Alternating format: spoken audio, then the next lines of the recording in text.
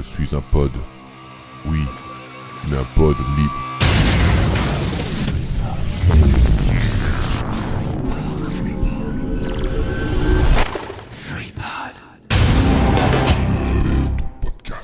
Bonsoir à toutes et à tous, ce soir c'est Culture Breakdown numéro 28, à 2 jours du premier tour des élections présidentielles de 2012. Mathieu fait le zombie dans le studio, tout va bien. Alors on va être très sérieux pendant quelques secondes. On vous rappelle qu'il faut voter, c'est important. Dans des tas de pays dans le monde entier, on ne peut pas voter, pas d'expression, non, plus sérieusement, votez. Mettez-nous 5 étoiles sur iTunes. Voilà, mettez-nous 5 étoiles sur iTunes, votez, allez dans votre bureau de vote. Ou, je pense que c'est trop tard pour les procurations, malheureusement. Vous auriez dû y penser avant. Si vous n'avez pas fait pour le premier tour et que vous ne pouvez pas voter pour le second tour, faites-le pour le second tour. C'est important de voter. Ce serait con qu'on revienne à un état 21 avril avec des forces d'extrême pas très sympas devant des forces républicaines, qu'on soit de leur côté ou non. Voilà, c'est un peu partisan quelque part, mais voilà, l'extrême droite, c'est moyen. Et tant qu'on peut éviter de les voir au second tour et leur donner un quelconque crédit supplémentaire, autant le faire. Swan, générique s'il te plaît.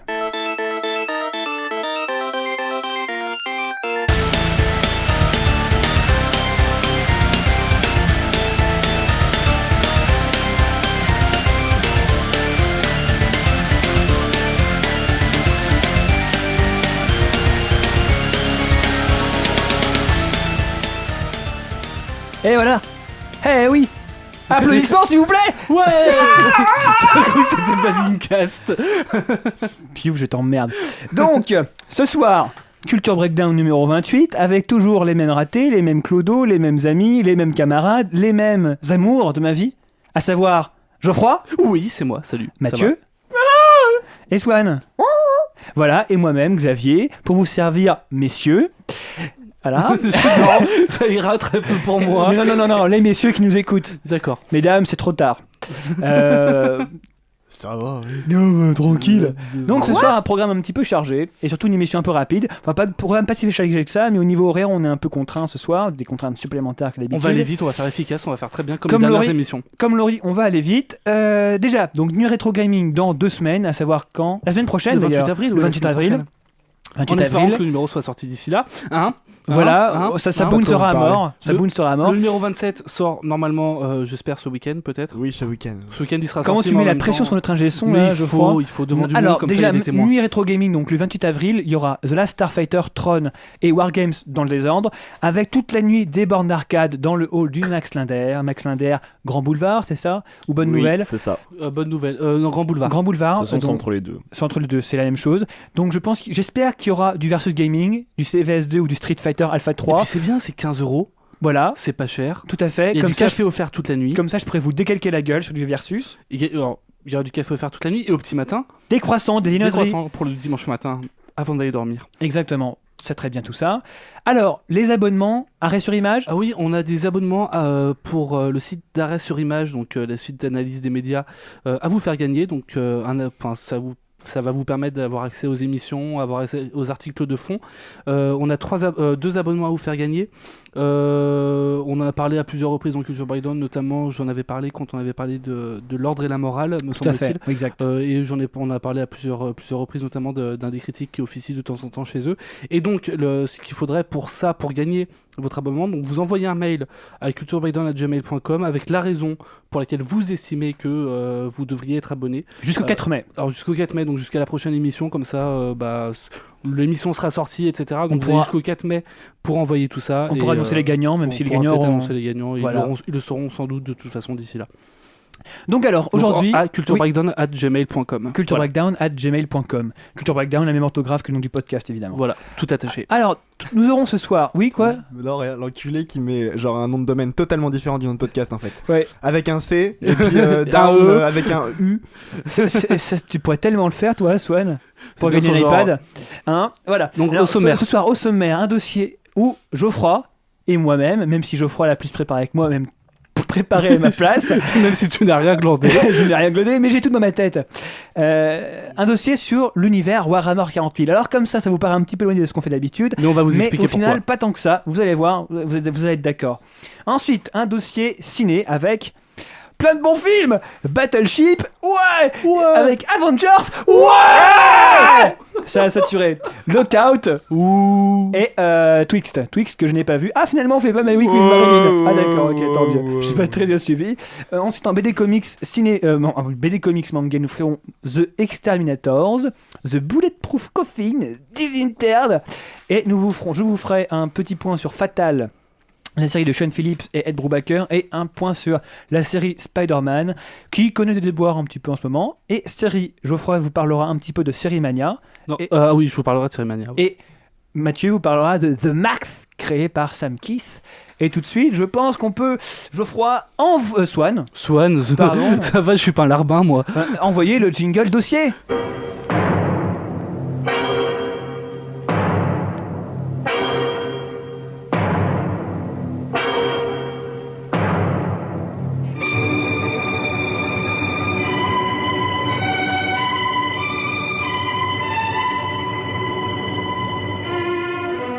Geoffroy.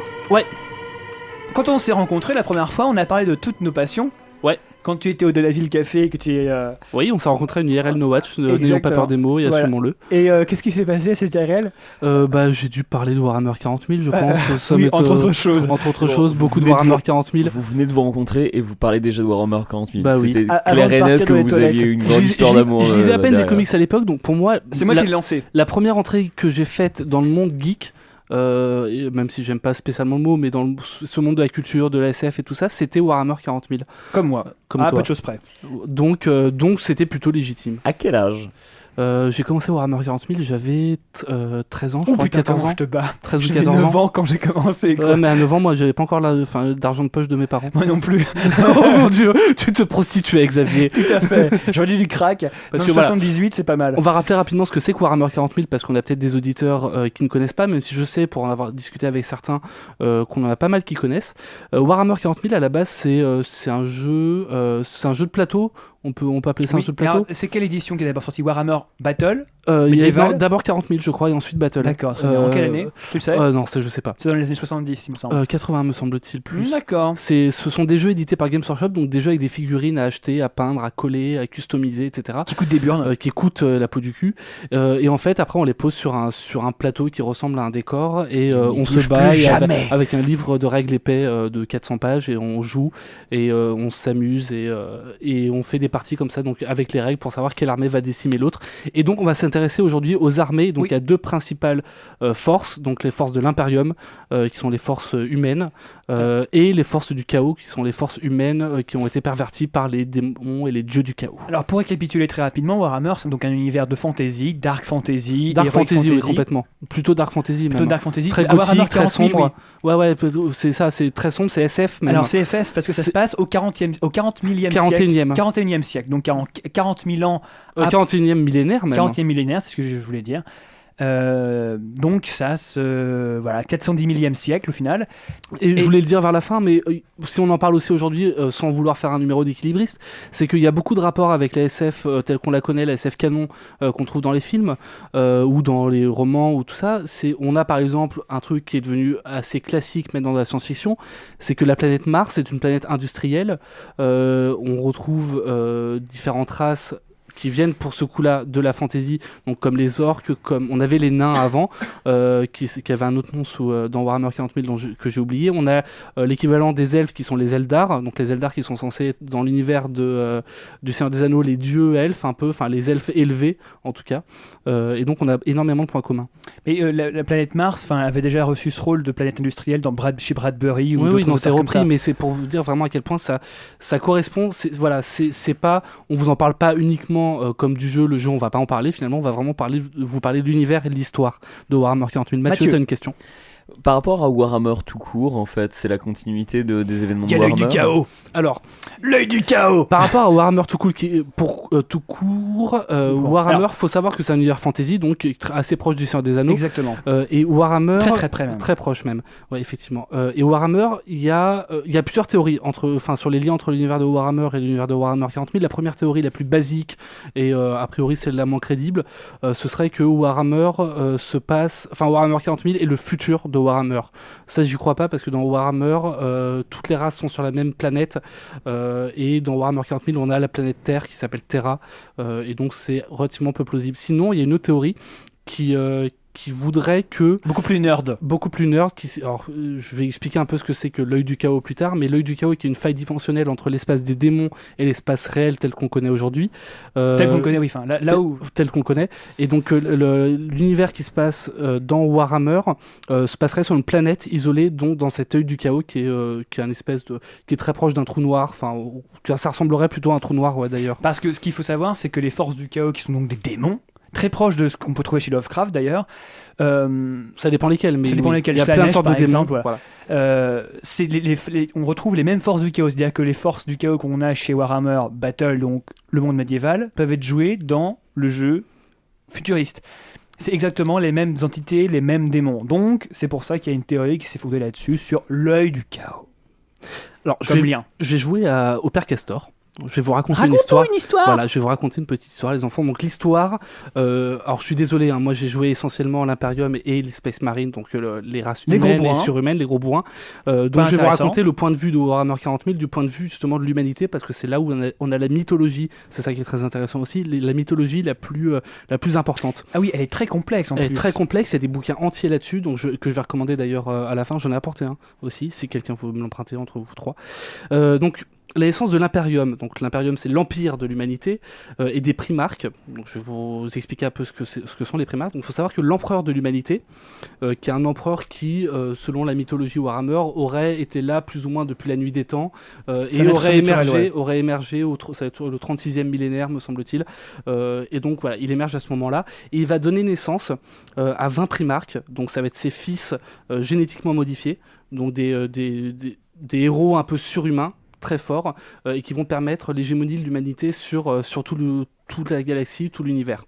Moi, il me semblait qu'il donnait une origine géographique précise à l'empereur sur la Terre et que ça se situait vers l'Arménie, un truc comme ça. Ah, ça je l'ai pas, mais c'est possible parce qu'une bonne part de l'humanité vient de là aussi. Donc c'est très possible, ça j'étais pas au courant. Mathieu veut dire quelque chose. On parle de personnes génétiquement modifiées, est-ce qu'il y a l'équivalent d'un José Bové en fait dans votre histoire? Continue, Geoffrey. Non, mais par contre, on a des questions qui posent. Enfin voilà, faut savoir que l'humanité en elle-même, et c'est ça qui est intéressant aussi, c'est que on n'a pas le bien et le mal. Du point de vue de l'humanité de l'Imperium, il y a énormément d'éléments négatifs et on pourrait voir, je sais plus, j'ai oublié le terme, mais Xavier, tu pourras me le rappeler, les nazis qui faisaient le génisme. Le génisme, voilà, il y a une forme de génisme là-dedans. C'est marrant, une question nazie. Je suis désolé, réflexe. Et donc, il faut savoir que ces primarques, qui sont au nombre de 20, me semble-t-il, vont être dispersés par les puissances du chaos, donc les dieux. Donc, il y a 4 dieux du chaos principaux. Slanesh, Khorne. Voilà, Khorne qui représente le carnage et la guerre, donc le sang. Slanesh, la tromperie. Slanesh qui est plus la luxure, les plaisirs. Oui. Voilà. Norgul. Norgul qui est la pourriture, pourriture, la maladie, la mort. Et Tsench qui va représenter la magie noire et la tromperie. Voilà, c'est ça. Donc ces 4 dieux vont se liguer et ils vont disperser les primarques un peu partout dans l'univers, un peu partout dans la galaxie, et charge à l'empereur, après ça, de l'empereur de l'humanité, d'aller les retrouver. Pour ça, conquête spatiale. Ça va prendre plusieurs décennies, et donc lors de ce que l'empereur, enfin de ce que Games Workshop, parce que je suis désolé, mais c'est une société, donc on reprend la mythologie telle qu'elle a été développée par la société éditrice du jeu. C'est mal, mais bon. Mais c'est une mythologie très développée. Pourquoi ce serait mal? Mais je comprends pas pourquoi tu dis ça. Parce Marvel que fait la même chose. Hein. C'est oui, c'est vrai. Oui, mais c'est pas ici, c'est tout. Oui, bon. Vertigo. D'accord. Image Comics.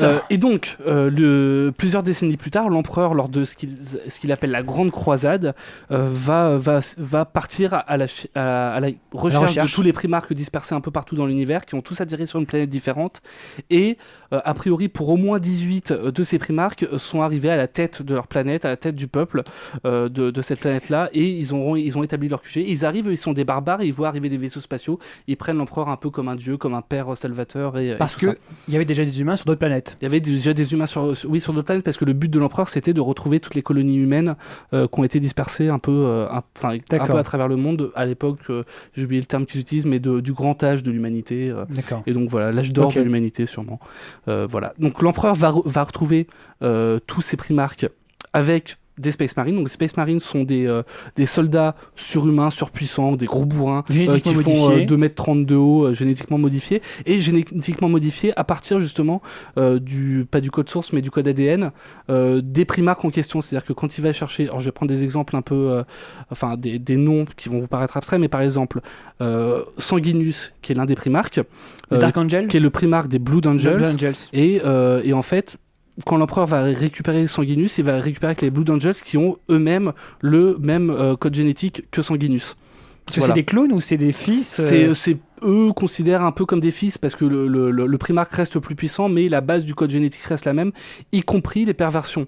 Parce qu'il faut Oui. savoir que les Blood Angels en question ont une soif de sang assez dingue. Ils peuvent avoir une rage. Ils peuvent avoir une rage, et donc dans le jeu, ça se traduit par Pas une règle, certaines règles, un etc. spécial. On a, pareil, de la même façon, les Space Wolves, qui sont les loups de l'espace, Qui ont des canines. qui ont des canines et qui, pareil, sont un peu sauvages, qui vivent sur une planète, dont le primarque qui s'appelle... Il y a un nom à consonance germanique. Les Manrus. Les Manrus. Dont le primarque les Manrus a atterri sur une planète glaciaire. Ils vont retrouver ce primarque-là, et donc... pareil, tous ces Space Marines à lui, les Space Wolves, vont avoir cette même déformation. Et donc voilà, ils vont tous être retrouvés les uns après les autres. Et donc au total, par légion, par primarque, ils ont une armée de 1000 Space Marines. Faut savoir que les 20 légions donc, ont des caractéristiques différentes. On a parlé des Blood Angels, des Space Wolves, on peut parler des Ultramarines qui sont eux pour le coup très carrés, très dans les règles, qui fixent à chaque fois, qui ont des codex, ce qu'ils appellent eux des codex pour tout, et donc ils vont définir plus tard les formations de chaque légion de Space Marines. Oui, il y a un codex pour chaque légion. Il y a un codex pour avec chaque légion. Avec des règles spéciales. Voilà. Mais il faut codifier tout ça. Eux, voilà, c'est un peu les juristes, grosso modo, de l'Imperium. On a les Dark Angels. Les Dark Angels qui sont... qui à la base, voilà, je crois que Lionel Johnson, qui est le primarque des Dark Angels, c'est le premier fils le premier primarque retrouvé par l'Imperium, donc il a un statut un peu privilégié. Et eux, ils sont très dark, ils sont très limites. Ils sont pas très dark à ce moment-là, ils seront plus dark par la suite, donc je vais expliquer pourquoi. Il y a les Imperial Fist aussi, Imperial Fist, qui ont les armures jaunes super. Les armures jaunes, mais je me souviens plus spécialement de quelles sont leurs caractéristiques génétiques. Eux, ils sont et on en a d'autres. On a par exemple l'Alpha Légion non, pas l'Alpha Légion, les Word Bearers. Les Word Bearers qui eux sont les adorateurs de mots et qui ont tendance, malgré les consignes de l'Imperium et donc de l'ecclésiastique impérial, à vénérer l'empereur comme s'il était un dieu. Alors que l'empereur ne se considère absolument pas comme un dieu, et pire que ça, c'est réprimé. Donc voilà, chaque légion a ses particularités. Mais les World Bearers, ils tournent au chaos après. Ils tournent au chaos, mais on va expliquer comment, n'est-ce pas ? Je vous laisse.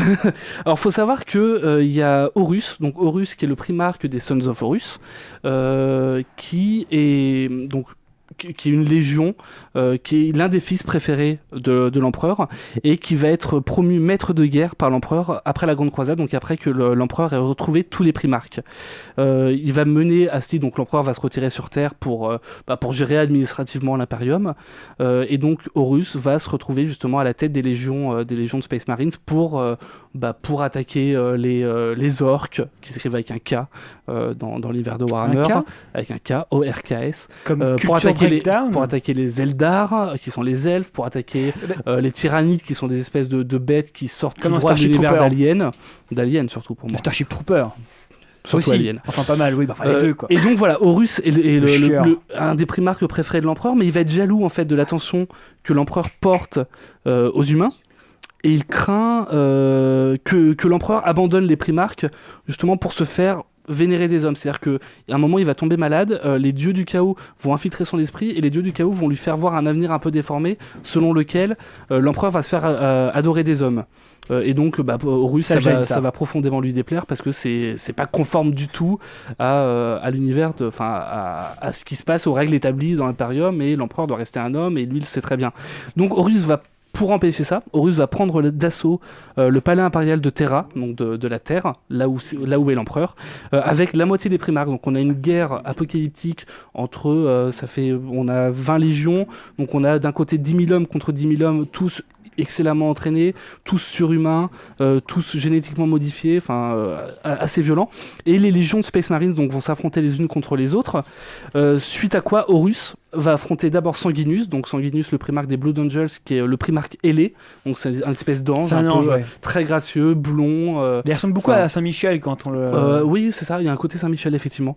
Et Horus va tuer va tuer Sanguinus avant d'affronter l'empereur. Et donc à ce moment-là, l'empereur va tuer Horus, mais en contrepartie, le combat aurait été très violent et l'empereur va perdre toutes ses capacités physiques. Il va devenir un espèce de vieillard. Même pas de vieillard, c'est un légume quoi. Enfin, il peut plus agir, il ne peut plus rien faire, il peut à peine réfléchir. Et donc l'empereur n'est plus depuis qu'un cadavre mort physiquement. Il est en stase. Il est en stase, mais sur c'est ça. le trône d'or. Il est spirituellement vivant et il va devenir l'empereur Dieu. Parce que justement l'administration de l'impérium va le vouloir, alors que l'empereur, personne ne lui demande son avis. Donc il va devenir l'empereur Dieu qui va siéger sur son trône. Donc en fait, ce qu'Horus a vu, c'est une prophétie autoréalisatrice, c'est-à-dire qu'il est l'objet de sa propre... Exactement. Ouais, d'accord. Exactement, c'est ça, c'est que... Il y avait deux solutions, c'est ou alors il se passait rien. Enfin, ce que les dieux ont montré, c'est l'avenir à partir du moment où Horus agissait, au lieu de montrer l'avenir à partir du moment où Horus n'agissait pas.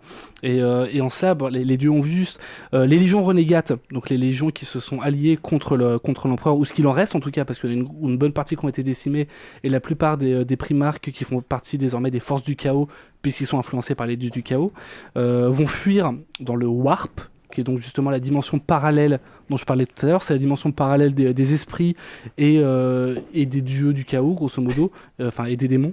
Et donc ils vont adorer là-bas les dieux du chaos. On a chaque légion chaotique a sa spécificité et va adorer, ou alors va suivre des préceptes distincts, donc c'est-à-dire comme les Wordbearers qui eux vont être une légion profondément religieuse et qui vont adorer tous les dieux mais de façon très, très pieuse, ou alors on va avoir des légions qui vont adorer un dieu spécifiquement, donc on a les Word Eaters qui vont adorer Khorne qui est le dieu sanguinaire, on va avoir les Empereurs Sudrun qui vont adorer Slanesh et donc qui eux vont devenir des maniaques du sadisme, qui vont avoir des armes avec des petits pics dessus, des fouets, des trucs comme ça. On a la Death Guard qui va adorer Nurgle et donc en fait en contrepartie d'une espérance de vie plus profonde, ils vont être pourris de l'intérieur. Et on a les Thousand Sons qui vont adorer Tsench et qui vont pratiquer de la magie. Donc à chaque fois, il y a des circonstances assez particulières. Faut savoir que les chaotiques, depuis le siège du Palais de Terra, tentent toujours des brèches vers le monde réel pour annihiler l'Imperium et donc à travers l'œil de la terreur dont je parlais tout à l'heure. Et donc voilà, grosso modo, pour le petit récapitulatif de ce que c'est que Warhammer 40 000. Ouais, et puis après, il faut pas oublier qu'il y a des tas d'autres civilisations. Il y a qui beaucoup sont d'autres races, et il y en a des vraiment très intéressantes. Il y a les Tau, par exemple, qui luttent pour le bien suprême.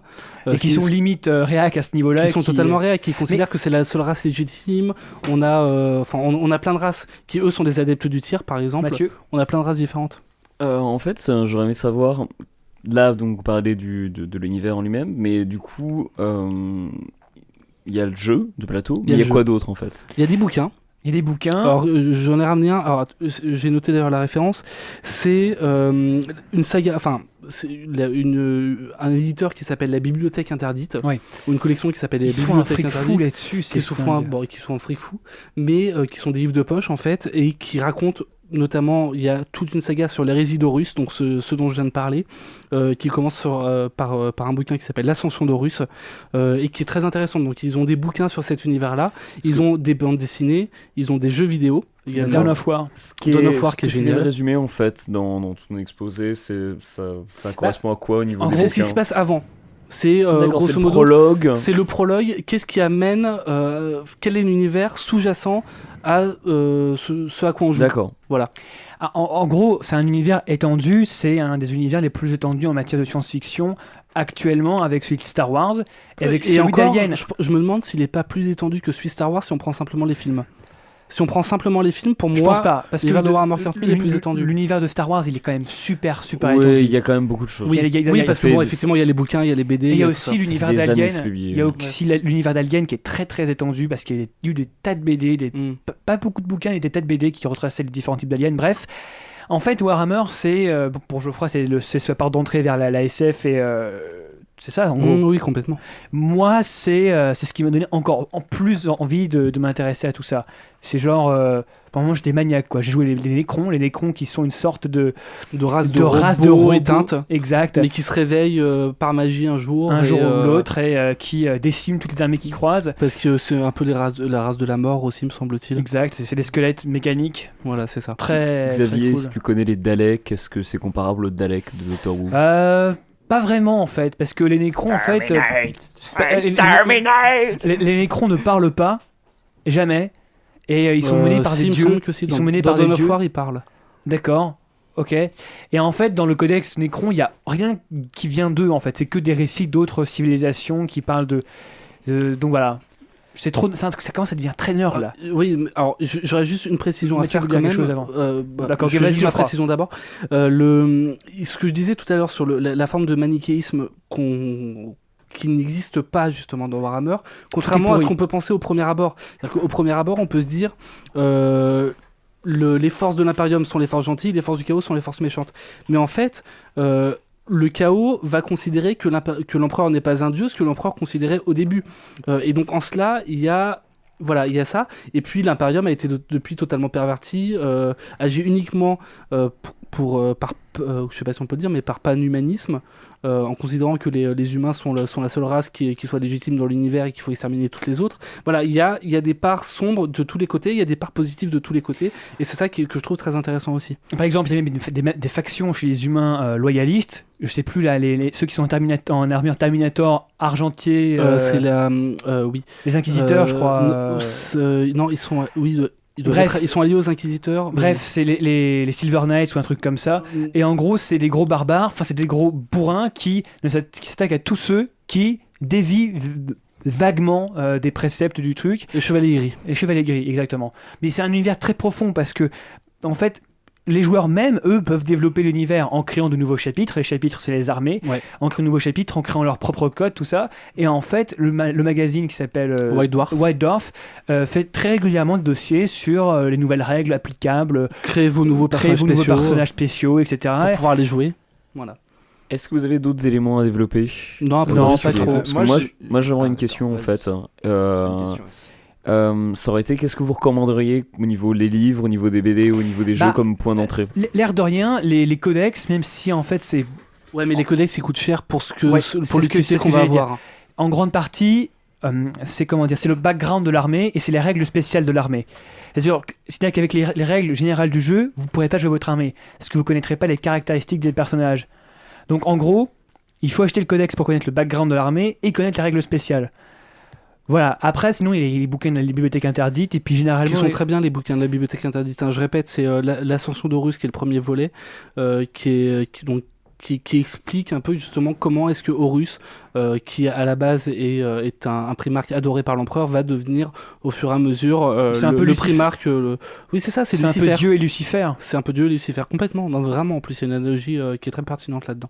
Alors Geoffroy a amené l'Ascension d'Horus qui est écrit par Dan Abnett. Pour information, Dan Abnett, c'est Dan Abnett du duo Abnett et Loning, Exactement. qui scénarise du comics assez régulièrement, qui a fait Legend Lost. Ah, je savais pas.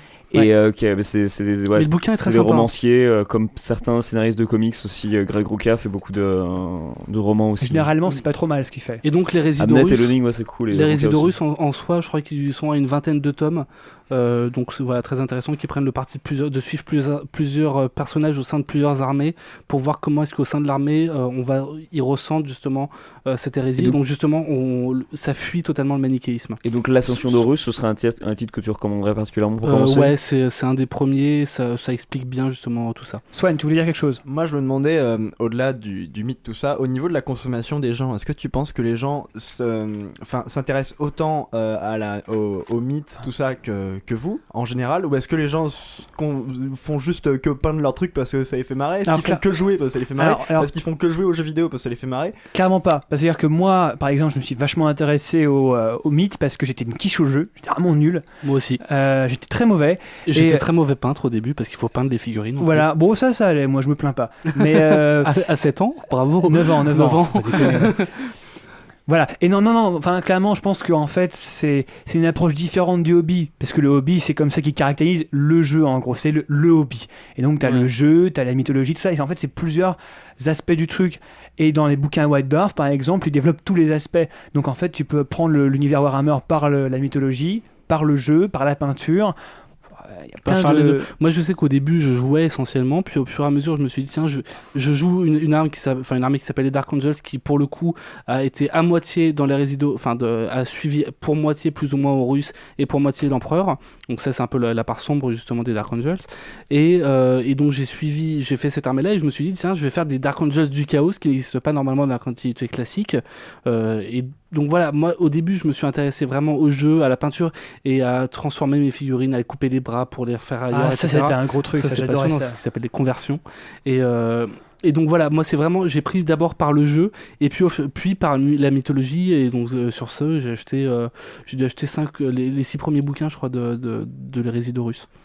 Voilà, comment dépenser du fric. Si vous voulez manger des pâtes, voilà, encore un conseil. Geoffroy, merci. Ça coûte la peau du cul, faut le dire. Voilà, hein. Vraiment, je crois que non mais c'est le plus gros scandale. Il faut dire, ça coûte la peau du cul. Ouais. Faites gaffe. Alors il y a un autre scandale, c'est Rackham, mais eux, bon, ils ont un peu dépéri. Voilà, on va passer maintenant au ciné. Jingle ciné, Swal, s'il te plaît. La touche pas, sale pute. Est-ce que t'aboies tout le temps? Dire ok. Ou est-ce que tu mords? Describe in single words. Only the good things come into your mind. About your mother. On va parler tout d'abord de Battleship. Battleship. Alors qui veut faire le pitch de Battleship? Vas-y, je t'en prie. Ah, Mathieu. Ouais, je vais le faire. Vas-y, Thioma. J'ai pas vu. Vends-nous du rêve. Et tu l'as vu? Alors, Non, il a pas vu. Non, du Ah, tout. vas-y, fais-toi plaisir. Donc c'est un film de Raconte Peter de la Berg qui a donc adapté le jeu de plateau touché coulé. Donc on parlait de jeu Oui, de plateau à voilà, l'instant, un autre jeu de plateau. Et Geoffroy, mythique. A5. Donc tout il y a touché. Taylor Kitsch qui porte si bien son Swan. nom, qui joue le rôle de John G3. Carter. Non, qui jouait dans John Carter. Oui, qui jouait John Carter d'ailleurs. Qui jouait John Carter. Alexander Skarsgård qui jouait dans True Blood, c'est le grand dadais de. Ouais, qui joue le grand blond dont j'ai oublié le nom. Voilà. Celui Eric, que toutes je crois. les filles regardent parce qu'il a Sven. un bon cul. Eric. Liam Neeson Adolphe. qui continue à sa perdition dans des navets. J'ai une question. Est-ce qu'il a beaucoup de réflexes à sa disposition ou pas? Comment ça? Bah, Attends, j'attends le jeu de mots pourri. so many skills, il y a a lot of skills, you know, comme dans Tekken quoi. Quoi? Tekken, dans Tekken. Non, laisse. Quand il téléphone, non, mais... il dit j'ai beaucoup de dons, Non, j'ai ignore, beaucoup. ignore. D'accord, Oh, ok. putain, je vous emmerde tellement. Et Rihanna, donc ben voilà, Rihanna. Quoi. Donc le pitch. Umbrella, hey, hey. Ok. Donc voilà le pitch. Alors Alex Hooper est un jeune trentenaire chômeur un peu branleur. Glande. Un soir, alors que son frère, Swan. officier dans la marine, lui fait la morale dans un bar, il tombe amoureux d'une fille.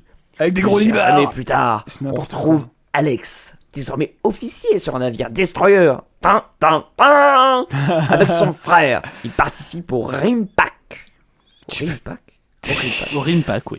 Sorte de rassemblement de flotte internationale pour savoir qui a la plus grosse. C'est ignoble. C'est toi qui as fait le pitch, Je crois. C'est tellement ça.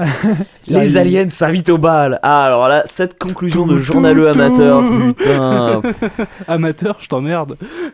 Merci. Moins Mais de c'est vulgarité, mérité. s'il vous plaît, moins de vulgarité. Et donc, nous pouvons y aller. Allez-y. Quel est votre avis? Bon, c'est de la merde, hein. Moi, je c'est trouvais ça très- bien. Hein. C'est très mauvais. Je trouvais ça cool. Alors, le gars qui a réalisé le film, il avait fait Hancock aussi. Hancock était passable. Avec Will Hancock Smith. était cool. Non, c'est faux. Oh. C'est pas vrai, tu mens là. Et en gros, bon, en fait, le problème, c'est, j'en ai parlé avec Ateraki il y a quelques jours, Qui a bien aimé. qui avait bien aimé, et en fait, je lui ai dit que j'avais détesté. Il m'a demandé mais pourquoi? Et moi, je lui ai dit mais pourquoi surtout toi tu as aimé? Il m'a dit bah en fait, ce film, dès le début, je lui ai dit je le prends au second degré. Mais oui. Et donc, je l'ai aimé. Même moi, en y Mais faut réfléchissant. pas aller le voir en se disant il va être cool. Attends, je peux. Vas-y. Ah, donc au final, t'es d'accord avec moi? Il est pourri. Non, il est bien, mais c'est pas un film où il faut se dire. Enfin, c'est un blockbuster américain patriotique classique. Non, alors. Est-ce que ça veut dire que c'est un film bas du front? Non, Oui. alors, c'est même pas bas du front. Oui, mais ça va, c'est cool quoi. C'est bien fait, c'est bien réalisé. Non, c'est pas bien réalisé. oh. Alors, je fais remarquer quand même un truc, c'est que il y a aucun vraiment rapport avec le jeu Ah, touché si, il y a coulé. une scène. Si, il y a des rapports. Voilà, parce qu'il joue au touché coulé à un moment. En fait, parce que les aliens ne voient pas les humains, et les humains, la nuit, ne peuvent pas voir les aliens. Et donc ils doivent se tirer dessus à l'aveugle. Et en fait... Mais c'est bien introduit. Je ne te permets pas. Non, en gros, il y a le japonais de l'équipe, il fait « Mais j'ai une idée, vous vous souvenez de Confucius ?» Non, vous savez ce que nous laisse-moi on fait avec tranquille. les tsunamis. Laisse-moi tranquille. Je raconte ma merde.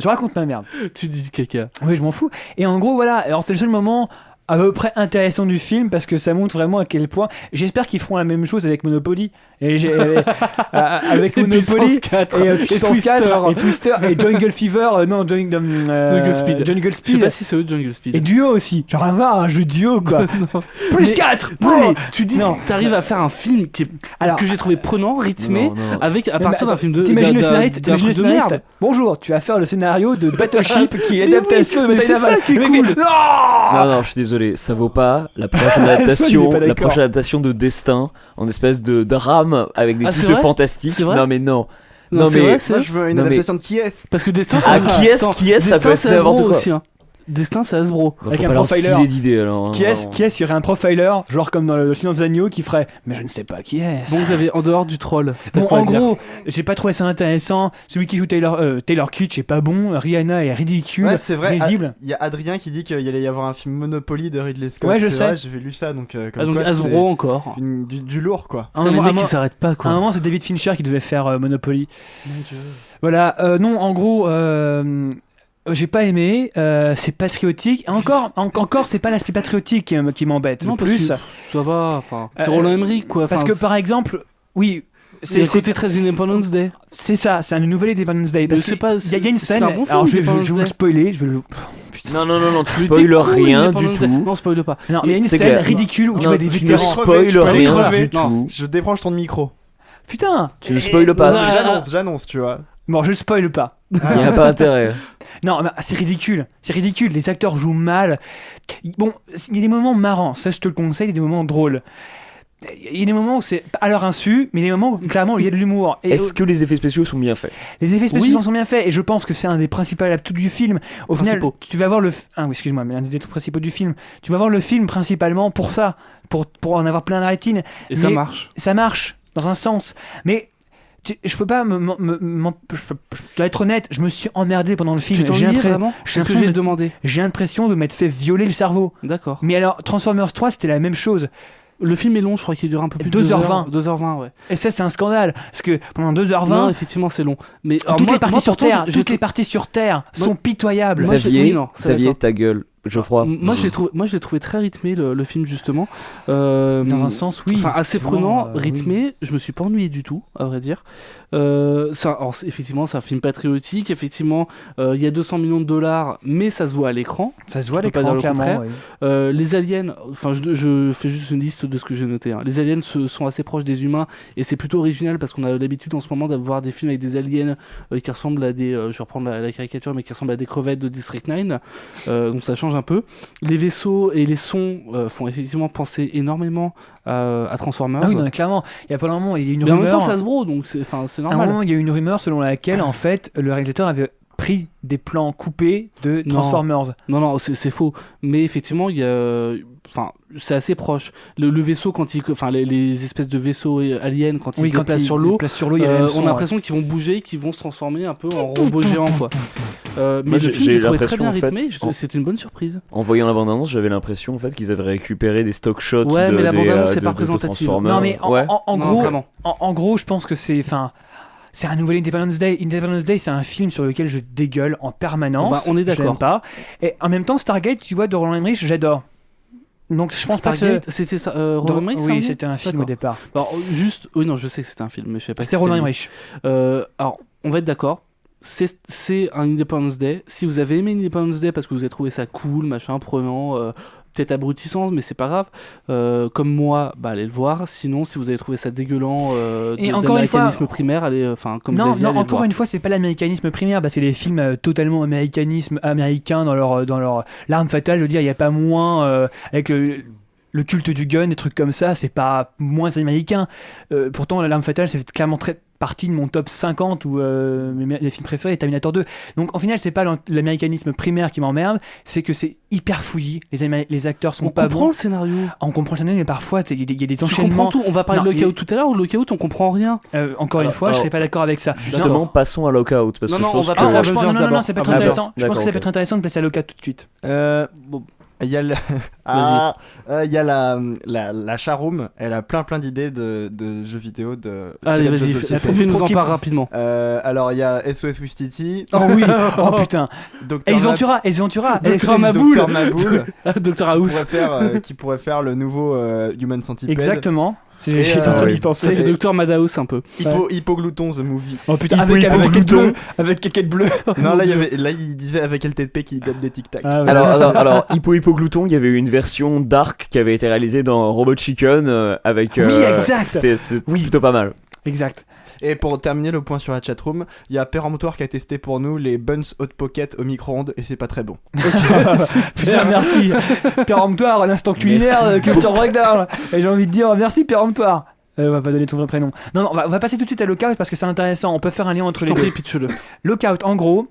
Alors je ne sais plus. Je retrouve ma fiche. Lockout. Bon, tu veux que je le fasse? Non, c'est bon. Alors film de James Water et Stephen Saint-Léger, scénarisé et produit par Luc Besson, donc EuropaCorp, produit par EuropaCorp. Pas Avec Matter. Comment? C'est pas Matter. Matter, si. Ok, t'as dit Water. Ah non. Ah bon. Avec Guy Pearce, donc qui jouera Peter Weyland dans Prometheus et qui a joué dans Memento, qui est un film cher à Swan, et qui avait aussi joué dans Los Angeles Confidential, LA Confidential, qui est un très très bon film à voir. En gros, c'est, je sais pas si vous vous souvenez de Escape from New York et Escape from Los Angeles de Carpenter, c'est ça, la même chose, dans l'espace. En fait, ça pourrait presque être le troisième volet que voulait faire Carpenter, qui s'appelait Escape from Earth. Bref, en gros, c'est un gars badass, donc c'est pas Snake Plissken, c'est pas Kurt Russell, c'est Guy Pearce, il s'appelle Snow, et qui est envoyé dans une station orbitale pénitentiaire pour sauver la fille du président. Quelques liens avec Resident Evil 4 sans plus. En gros, il y va d'abord pour sauver un pote parce qu'il y a un complot bizarre. Sachant que lui est en danger en plus parce qu'il a été arrêté et il est prêt à être envoyé justement en tant que prisonnier dans cette prison. Exactement. Alors en gros, voilà, il est badass, il fume, c'est un des derniers mecs sur Terre. Il est badass parce qu'il fume. Voilà. Alors, très clairement, c'est une production EuropaCorp.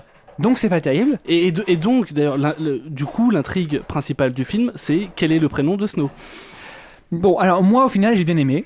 Moi, Parce pas du tout. que c'est ça me parlait moi sur plein de choses à plein de niveaux. Alors je dis pas que c'est un miracle ce film, hein, il est pas bon, mais il est pas si nul que ça. Et je pense que c'est très supérieur à un Battleship. Je suis pas du tout d'accord. Parce que y a pas un seul gunfight dans le film. C'est peut-être le plus gros reproche que j'allais lui faire parce que tu vois Guy Pearce, la punchline du film c'est seul contre 500. Où est le problème? 400, je crois. 500. Et t'as pas un seul gunfight dans le film. Ça, c'est un peu dommage. Bon, voilà, parce qu'il a une super mitraillette. Je me demande si c'est pas un Knopfler, le fusil qu'il a, c'est génial. Avec visée laser. Enfin, il y a des trucs en plus dessus. C'est creux. C'est creux, mais en même temps, quand tu regardes bien Escape from New York et Escape from LA, c'est pas plein non plus, mais il se passe des trucs. Non, d'accord. Là, il se passe des trucs. Battleship, ça m'a diverti. Là, j'ai perdu 1h30 de mon temps. Alors, j'ai pas eu un seul facepalm devant Lockout, j'en ai eu des tonnes devant Battleship. Parce que dans Battleship, t'as plein de poncifs sur la femme faire valoir, des choses comme ça, sur l'utilité de la femme. Là, t'as une nunuche qui est pas trop conne au final, qui est plutôt débrouillarde, qui sait juste pas y faire dans les situations de conflit interstellaires, avec des gros bras et des psychopathes. Et forcément, il tombe amoureux à la fin. À la fin, et encore. Ce film n'est pas exempt de défauts du tout, hein. Il y a des gros défauts au niveau du rythme, au niveau des jeux d'acteurs, mais globalement... Au niveau des effets visuels, les au effets niveau visuels du scénario... Les effets visuels, de la synthèse Attends, taïwanaise, attends, Dreamcast, c'est dégueulasse. Xavier, quand les effets visuels, quand le scénario, quand le jeu d'acteur ne marche pas, qu'est-ce qui marche? Non, Guy Pearce joue très Il fait bien. un truc contre la Oui, Dreamcast. Guy Pearce joue très bien. Guy Pearce joue très bien. Guy Pearce joue très bien. C'est le seul point positif. Les autres acteurs jouent du moyen jusqu'au pas bon. Les plupart des tolards jouent pas bon, pas bien du tout. Voilà. Ah. Coucou, je suis un tolard vicieux. Mais attends, mais tu l'as vu je en... suis torse nu avec un petit bout. Excuse-moi, stop, tu l'as vu en VF ou en VO? Non, en VO. En VO. Non, je trouve que le personnage... Excuse-moi Mathieu, 5 secondes. Le personnage du dingue... Non, mais ils sont pas caractérisés, les personnages. Mais attends, mais c'est un film de série B. Alors encore une fois, on va avoir ce débat, parce que Battleship, c'est un film de série A, c'est un blockbuster, il est fait pour faire des entrées. EuropaCorp, depuis quelques années, même si c'est pas voulu, ils sont dans l'optique de faire des films B-movie, des films pour le fun, des films clairement destinés à un public de teens, décérébrés. Non, je suis pas d'accord. Parce que Colombiana, c'était pas bon, c'était mauvais même, mais c'était pas à chier par terre. Taken, c'est pas un film que je porte dans mon cœur, mais il est efficace. Il y a des trucs qui marchent bien dans ce film. Les Transporteurs, le 3... Le 2 sont pas terribles, le 1 se tient, je trouve, et les Bonnes de Train sont des films que je trouve segmentants et assez discriminatoires. Pourtant, assez segmentants. Très même. Non, c'est un euphémisme. Mais en gros, c'est des films qui se regardent, même si au final ils sont mauvais. Battleship, j'ai été outré parce que j'estime que la femme a un droit à une certaine place dans la. Mais elle a une place en plus dans Battleship, elle sert à quelque chose. Faire valoir. Elle sert à quelque chose dans le film. Faire valoir. Mais c'est faux. Non, c'est du faire Mais valoir. elle sert à un truc en plus dans le film. Enfin, tu peux pas dire le contraire. Elle sert de Elle faire sert valoir. à rien. Là, excuse-moi, dans Lockout, la fille, elle sert juste à être sauvée. Putain, c'est original, on n'a pas vu ça depuis les contes de Perrault. Attends, mais dans tous les B-movies, c'est comme ça, dans tous les films de série B des années 80, je pense que c'est un faire problème. valoir la femme. D'accord, est-ce que je peux Pas en placer vraiment. une Vas-y, excuse-moi Mathieu, désolé. Est-ce que ça aurait pas plutôt dû être un direct to vidéo en fait Clairement. Ah, mais complètement. Non, mais moi, ça me gêne même Ah, pas. vous êtes enfin d'accord, putain, c'est ouf. Non, mais le problème, c'est que c'est un film qui, dès qu'il commence, la scène d'intro montre que c'est un film qui va pas se prendre au sérieux. Le problème avec Battleship, c'est que c'est un film qui se prend ultra au sérieux. Ils imaginent que le propos est valable. Mais ça empêche pas les gens de le voir au second degré. Non, mais attends, il y a un moment où le second degré, il faut le provoquer. Tu l'as dit toi-même, juste Lockout, tu dis toi-même que EuropaCorp n'a pas prévu que ça soit un série B. Oui, bien sûr, mais qu'est-ce que tu veux que je te dise ? Moi, je me suis amusé devant Lockout, pas devant Battleship. Et parce que je pense que Lockout a été fait dans ce sens-là, pour être un film fun, pas intelligent, mais qui prend pas les gens pour des neuneux. Si, il les prend pour des abrutis. Tout dans le film tend au truc d'exploitation des années 70. Il y a rien, c'est pour être un film de bonne exploitation. Oui, excuse-moi Mathieu. On va parler des Avengers après là. Ouais. Mais pour conclure en fait sur les deux trucs dont on vient de parler, Battleship et Lockout. Là, on va parler des Avengers. The Avengers, c'est un gros divertissement avec des grosses scènes d'action partout.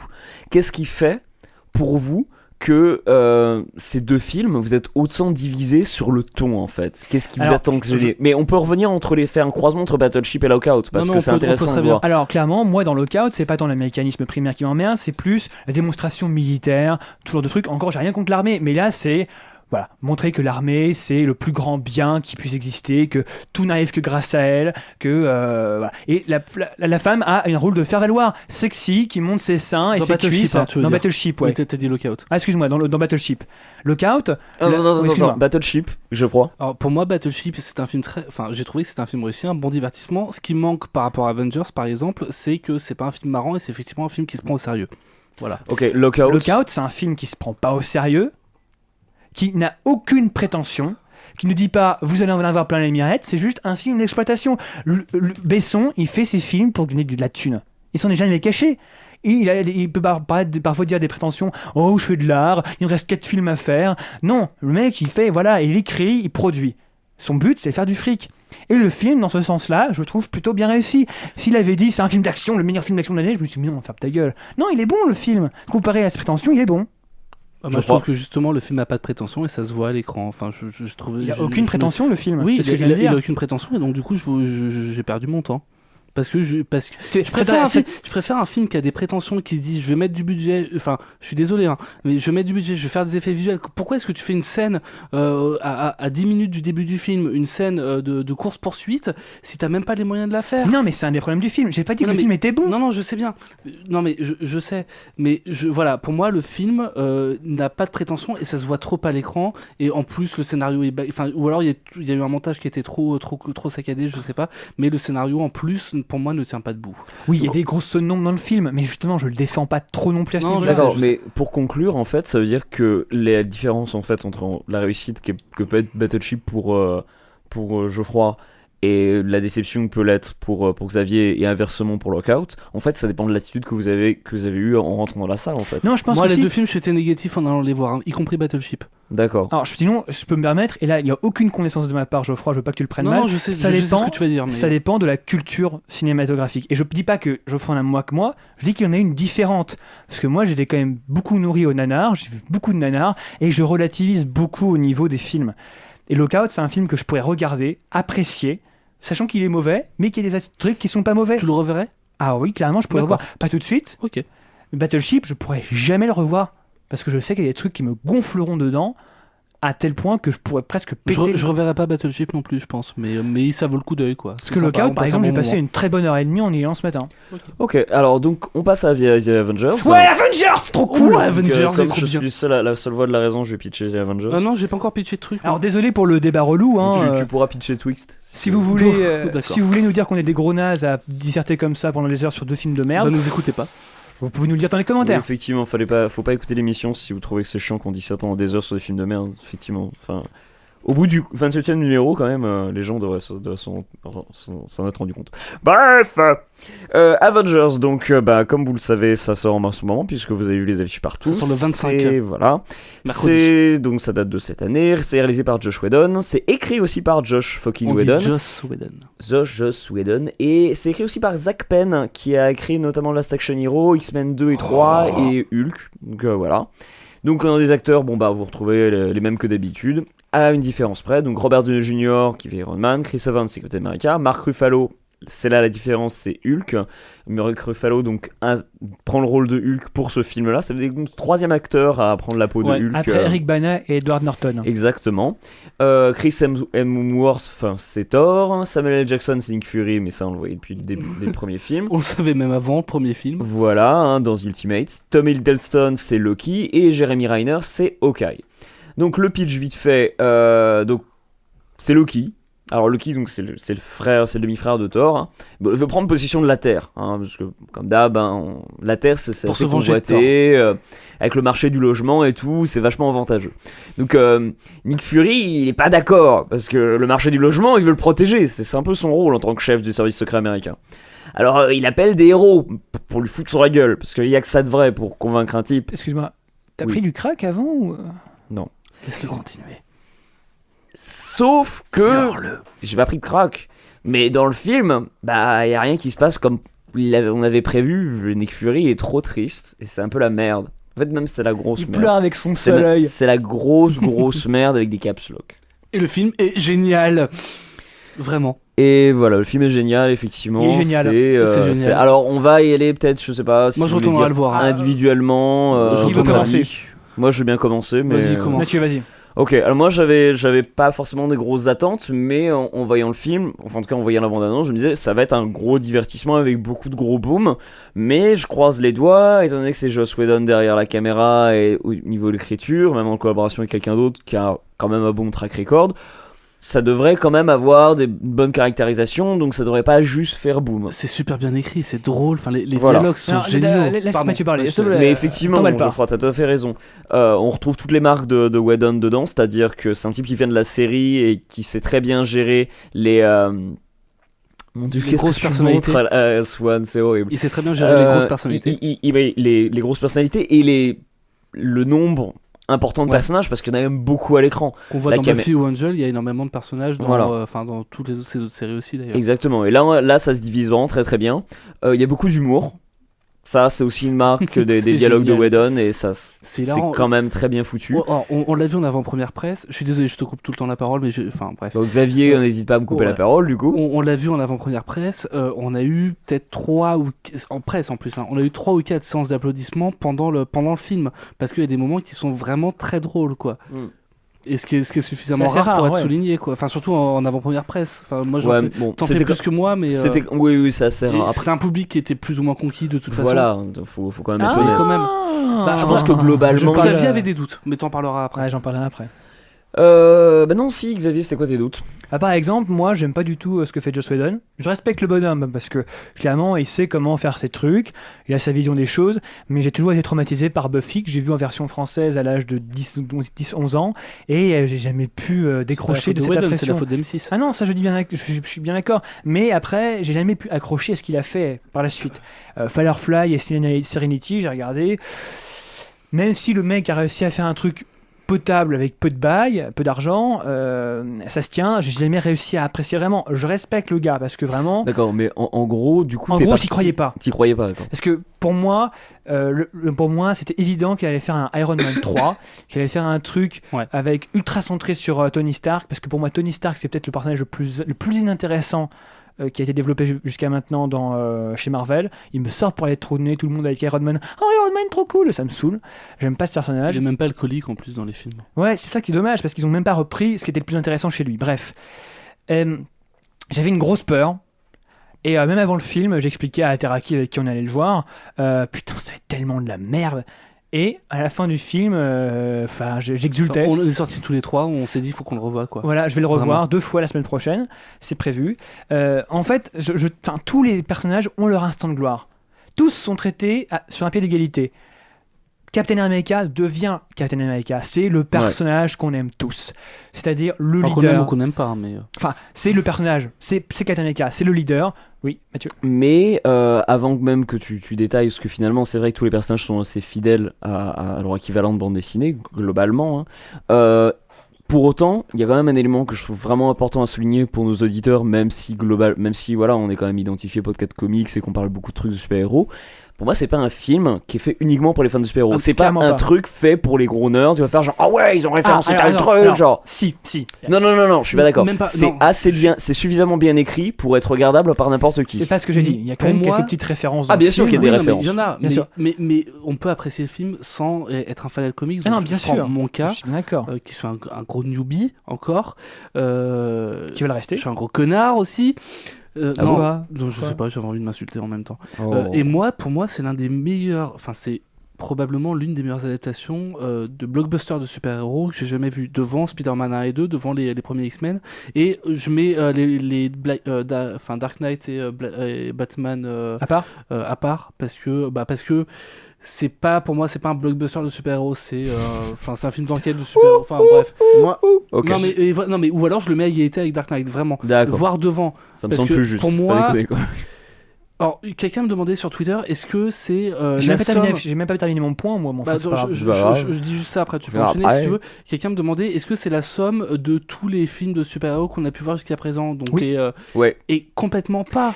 Ah, C'est- bien sûr que c'est- alors, je vais te Non, dire. non, il finit son point. je vois ce que je voulais dire. Mais pour moi, c'est bien, au niveau qualitatif, il me demandait. Ah, bien Et sûr. en D'accord. cela, c'est bien au-dessus. Oui, c'est bien Enfin, au-dessus, oui. Ok. C'est Exponentiellement au-dessus. c'est fabuleux. Bref, allez le voir Alors- vraiment. Et juste là où ce que je voulais dire, c'est qu'effectivement, ils ont très bien fait, alors que j'étais très dubitatif avant, mais d'avoir fait un film qui soit bon ou mauvais sur tous les personnages, parce que ça permet de les caractériser et on ne perd pas de temps. Le film dure 2h20, ce qui est déjà suffisamment long, même si on voit pas le temps passer, honnêtement. Ouais. Mais 2h20, ça peut être long si en plus on caractérise les personnages. Et Joss Whedon s'est dit de toute façon, je vais pas le faire, ça a été fait avant. Exactement. Et alors, tous les personnages ont leur instant de gloire, ils sont tous très bien développés. Captain America, le Captain America qu'on aime, qui est pas forcément le plus puissant, mais qui est le plus charismatique et le plus courageux au final. Celui qui prend le plus Et de c'est risques. surtout le type qui va prendre la direction de l'équipe, Exactement. en fait. Et, C'est le stratège. et surtout, l'univers est un peu plus dark que ce qu'on avait jusqu'à maintenant. Je suis Ah, pas sur certains spécialement d'accord. Sur certains points. J'ai fait un truc que je voulais dire, que C'est j'ai plus totalement sombre, oui, oublié. c'est plus sombre parce que dès le début, on voit qu'il y a un des personnages de l'équipe qui est manipulé par Loki. Dès le début. Non, mais un des personnages de l'équipe qui est manipulé par Loki. Voilà. Et donc, rien que ça, c'est un peu sombre parce qu'il joue énormément avec les figures emblématiques de Marvel, chose qu'on voit pas spécialement dans les comics, me semble-t il. non, ou qu'on n'a pas vu dans les ça films peut précédents, en arriver. tout cas. Non, qu'on n'a pas vu dans les films précédents. Qui On se n'a pas prenait vu dans trop au les sérieux, Par et là il se exemple- prend pas au sérieux, et pourtant c'est jouissif. Et typiquement pour l'introduction des personnages, l'exploitation des personnages, l'explication des personnages, ça évite l'écueil de l'Arme Fatale 1 par exemple, qui est un peu plus lent que l'Arme Fatale 2 et qui fait que l'Arme Fatale 2 est plus intéressant parce qu'il n'y a pas à montrer l'amitié entre Riggs et Murtaugh qui arrive. Et pourtant C'est- c'est le plus intéressant dans les films de super-héros, généralement Et- justement la formation des personnages et J'allais comment dire est-ce qu'ils quelque arrivent là. Et justement, en fait, moi ce dont j'avais peur, ce qui m'effrayait, c'était comment Joss Whedon allait amener les conflits entre les personnages. Et c'est très, très intelligemment foutu. bien fait. Ouais, ça c'est clair. C'est très bien fait. C'était ma grosse peur. C'est un peu prévisible avec le j'ai recul. pas trouvé La tant façon- ça Oui, prévisible. Avec le recul, parce que bon. J'ai enfin, trouvé voilà, ça beaucoup compte moins. tenu des participants, j'ai on se dit trouvé- c'est logique. J'ai trouvé ça beaucoup moins cliché que dans beaucoup de films où c'est frontal dès le début. Et là, c'est beaucoup plus nuancé. C'est pas frontal. C'est-à-dire qu'ils se connaissent déjà. Ils savent qu'ils existent et ils apprennent à se connaître. Et au final, elle dure combien de temps la scène finale? 40 minutes? 30 minutes? Ouais, plus même. Je pense. 50 minutes? Non, je pense qu'elle est très longue. Hein. Non, j'irais peut-être pas forcément jusqu'à 50, mais 30, effectivement un peu plus de 30. 30, ouais. 40? Il y a une grosse partie du film qui est la scène d'action finale. Elle est géniale. Oui, Non, elle est là-dedans, très bien Manhattan, Et là, enfin, et là, on très voit, très bien orchestrée. et là, on En voit plus, c'est chorégraphié. l'acheminement. avec un plan séquence magnifique. Exactement, il y en a un qui est génial où on voit tous les héros dans un instant de gloire, justement, Ouais. dans une élection. Et justement, cette scène, c'est l'acheminement de tout du processus coopératif entre les personnages. Et c'est là, en 40 minutes, au départ, ça marche pas des masses. Et puis, au bout de quelques minutes, paf, ça part. C'est comme c'est une machine bien huilée. Tu les vois qui coopèrent entre eux. Il y a Captain America qui prend la direction des opérations. C'est très bien fait. Les effets spéciaux sont géniaux. Il y a quelques trucs qui pourraient être revus vite fait, quoi, mais ça reste quand même de l'ordre du détail. Globalement, Quoi. comment? Et en gros, c'est très très bon. Moi, j'étais très perplexe. Je l'ai vu, j'étais conquis, je vais le retourner le voir. Pour moi, il vaut... Alors, Mathieu va faire la gueule. Il vaut en Watchmen, parce que pour moi, Il est Watchmen... au-dessus de Watchmen hein, pour moi. Il est au-dessus de Watchmen, mais pour moi, c'est justement le pari irréalisable, le pari intenable qui a été tenu et fait avec succès. Parce que Watchmen, tout le monde disait, c'est impossible à réaliser, à adapter. Et là, finalement, Joss Whedon a réussi à faire un truc qui se tient. Je voulais vous poser une question. D'après vous, dans tous les films de super-héros qui sont sortis dernièrement, enfin quand je dis dernièrement, genre ces 15 dernières années, quoi, ça se rapprocherait plus de quoi au niveau de l'intention, au niveau de la réalisation, au niveau comment c'est foutu, Alors, je vais quoi. peut-être dire un gros mot. X-Men 2 peut-être. X-Men 2 ou le Superman de Donner. Dans le sens Ouais, mais- où... oui, qui est plus vieux pour le coup. Mais... Oui, 78, mais dans le sens où, alors peut-être que je vais peut-être un petit peu maladroit dans ce que je veux dire, mais en gros, c'est que Superman de Donner, ça montrait le Superman que tout le monde connaît. Là, ça montre l'équipe d'Avengers que tout le monde connaît et que tout le monde a envie de voir au final. Dans ce sens-là, je pense que c'est ce qui se rapproche le plus. Après, Watchmen aussi, peut-être Dark Knight normal, le Dark Knight. En gros, Superman de Donner. Alors là, je vais me faire frapper, je vais me faire violer dans les commentaires. Enfin, en tout cas, tout le monde, on est unanime. Effectivement, allez le voir. Voilà. Du coup, je passe vite fait sur Twixt Tu dois couper fin Danny Coppola. Assez rapidement. Alors j'ai balancé une vanne, est-ce que quelqu'un l'a comprise? Oui, très bien. Oui. Super. Vite fait, donc Merci. c'est le dernier film de Francis Ford Coppola. Il y a Val Kilmer dedans qui a bien grossi. Il y a Bruce Dern et il y a Ben Chaplin qui joue Edgar Allan Poe. Vite fait, donc c'est Al Baltimore, donc qui est joué par Val Kilmer, qui est en voyage promo à travers des bourgades les plus paumées des États-Unis pour faire la promotion de ses ouvrages fantastiques sur les sorcières. Il se trouve dans une ville habitée par un mystère lié à un massacre d'enfants, et tout cela avec un shérif qui a des prétentions littéraires un peu bizarroïdes.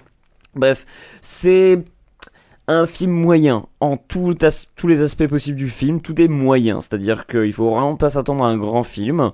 L'histoire est correctement menée, c'est bien réalisé, mais en même temps c'est un routier du genre, donc ça aurait été un peu bizarre de cafouiller de ce point de vue-là. Il y a rien de vraiment excitant dans l'interprétation, il y a rien de véritablement excitant dans le scénario, mais visuellement il y a un parti pris qui est tout de même pas mal, avec une utilisation de saturation de couleurs sur certains éléments dans les passages oniriques. Oui, parce que la bande-annonce m'avait fait très très peur au niveau de l'image, du grain. Est-ce que c'est dégueulasse vraiment dans le film? Moi je trouve pas que ce soit dégueulasse, mais effectivement ça reste de la même manière que quand tu le vois dans la bande-annonce. D'accord, ok. Moi c'est ce qui m'avait attiré, c'est-à-dire j'avais trouvé ça un peu étrange et bizarroïde de voir Coppola associé à ça, et au final ça se tient correctement, ça n'a rien de dingue. Mais c'est tourné en numérique ou en 35? J'en ai absolument aucune idée, parce D'accord. que honnêtement c'est un film qui ne m'a fait aucun effet, c'est-à-dire que je l'ai regardé, je vais ok, c'est bon. Je vois pourquoi quand il a fait la promo, il a dit il a mentionné souvent essentiellement la mort de son fils, qu'il l'aurait donc. Son fils est mort. Son fils est mort et ça l'a beaucoup inspiré pour ce film. Enfin, oui, il a essayé de transmettre beaucoup de choses à travers ce film du fait de la mort de son fils. Je vois ce qu'il a voulu transmettre. C'est pas amené d'une manière très très lourde, mais en même temps c'est pas très compliqué à comprendre. Enfin. C'est moyen, c'est vraiment la définition même d'un film moyen. Donc je vois pas pourquoi on pourrait épiloguer dessus. Allez le voir si vous êtes curieux pour l'image. Parce qu'il faut Mais savoir en dehors de ça, il n'y a pas grand chose C'est que- d'autre à attendre. Coppola, depuis quelques années, il a dit fuck off à Hollywood et il fait ses petits films dans son coin, tout seul.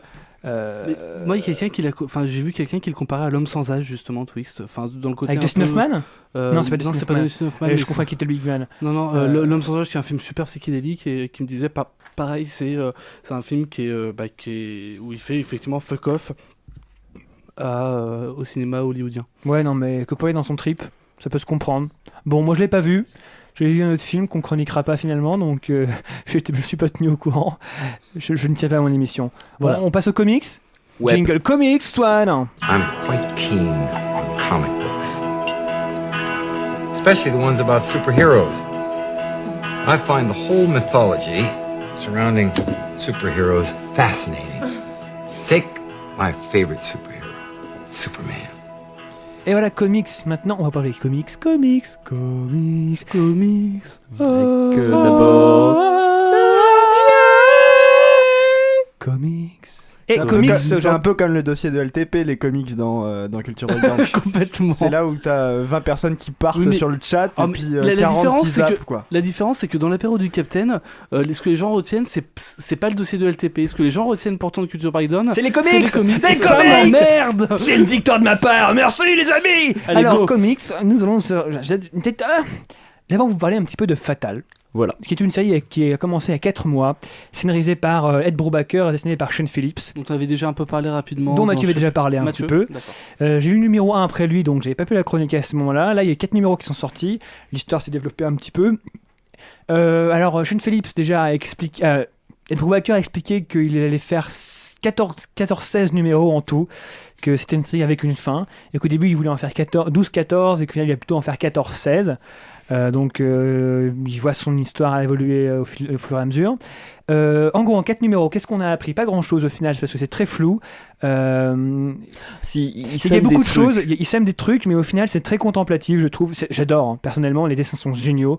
Sean Phillips c'est au top. Je trouve pas que ce soit contemplatif, mais surtout qu'on est perdu dans le brouillard. En fait. C'est ça, c'est ce que je veux dire, c'est qu'il s'adapte beaucoup sur des détails qui te laissent pas, qui te font pas avancer beaucoup. Parce que pendant quelques cases, ils te font raconter un truc. Je sais pas si tu vois ce que je veux dire. Oui, non, mais c'est une série d'atmosphère en fait. Voilà, c'est très atmosphérique, je sais pas si on peut dire ça, c'est atmosphérique ou pas. Ouais, si, c'est atmosphérique. L'ambiance c'est très cool. C'est très black metal. Non, je déconne, c'est pas Non, black metal. c'est Mais, drone un peu peut-être aussi. Non, mais voilà, on reste un petit peu dans l'atmosphère brumeuse 50s, 60s. de bouquins, de romans noirs en fait. Oui, mais et avec puis- des éléments fantastiques dedans. Exactement. Donc le Lovecraft, c'est pareil au final. Au final, c'est pareil. Voilà. Lovecraft, on voit, comment dire, il y a On pas comprend tant, pas forcément ce qui se passe, mais Voilà. on le vit. on le vit. Ouais, c'est Là, il y a pareil. pas tant d'éléments si fantastiques que ça pour l'instant. Il y a des touches Ouais, ils sont fantastiques. sous-jacents. Ce qui est Il propre y a des touches fantastique. fantastiques, il y a des personnages qui sont éminemment fantastiques, qui sont surnaturels par essence, et qui sont dits comme surnaturels, et ils sont très mystérieux, parce qu'au final, au bout de 4 numéros, on sait toujours pas vraiment qui c'est, on a vaguement une idée, le démon, un truc comme ça. C'est très glauque. Au bout du 3e numéro, ça a pris un tournant très glauque, et il y avait des... Parce qu'en fait, le récit se dépasse sur 2 périodes, une période contemporaine et une période dans les années 50, si je ne me trompe pas, Oui. juste après la Seconde Guerre mondiale.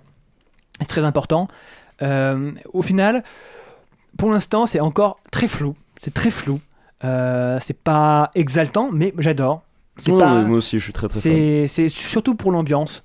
Les dessins sont très cool. Ça restitue bien cette atmosphère années 50, prohibition. Prohibition années 50. J'ai dit une grosse connerie. Oui. Ce que je veux dire, c'est que c'est très très noir. On voit très D'accord. clairement qu'il y a des tensions. Pas encore des tensions raciales, mais que c'est une Amérique qui est pas claire, qui est pas nette, qui est malade. Et c'est assez intéressant dans un certain sens. Je sais pas si tu es d'accord avec moi, Non, Mathieu. non, je suis tout à fait d'accord. C'est juste que je vois pas forcément de quoi rajouter pour l'instant. C'est vrai que le scénario, au final, prend une part, enfin, prend un deuxième part, on va dire, genre, en arrière. Et ce qui compte pour moi, c'est le développement des personnages et comment je se les développe- découvre au fur et à mesure. Il se développe quoi. très très très. Voilà, très lentement, mais très au final, lentement. c'est pas spécialement c'est gênant, intéressant. quoi. C'est même Au final, plutôt bien. Le personnage féminin principal, il a devenu intéressant au numéro 3 à peu près.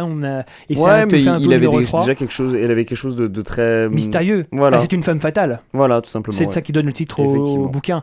Donc voilà, je pense que vous pouvez peut-être difficilement, mais vous pourriez trouver des back issues.